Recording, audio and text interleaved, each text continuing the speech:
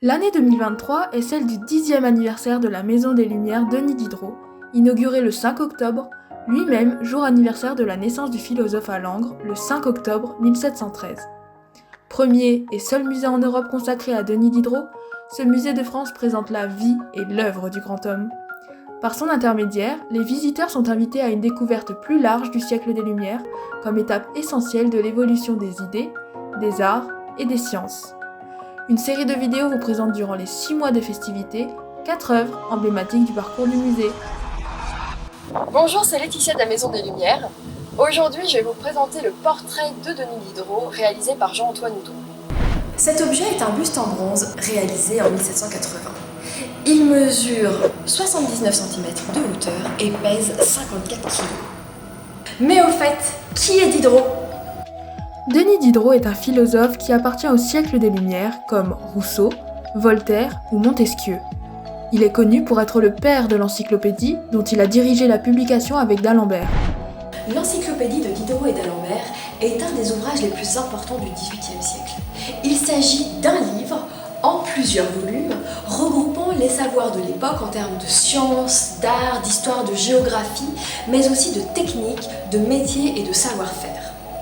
Ce livre est constitué de 17 volumes d'explications, de textes, auxquels viennent s'ajouter 11 volumes d'illustrations et des volumes de suppléments.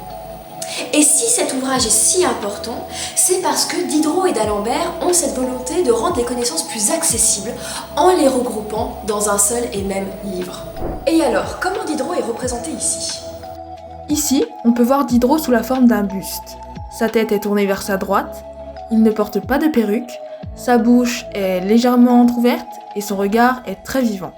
Ce portrait a été fait par Jean-Antoine Houdon. Il avait déjà réalisé un premier buste de Diderot 10 ans avant celui-ci. Et en effet, sa particularité, c'est sa technique pour sculpter les yeux. Houdon est connu pour donner quelque chose de très vivant dans sa façon de retranscrire le regard. Et pour cela, il a une technique particulière. Il va commencer par créer une cuvette, donc creuser une cuvette pour déterminer l'iris.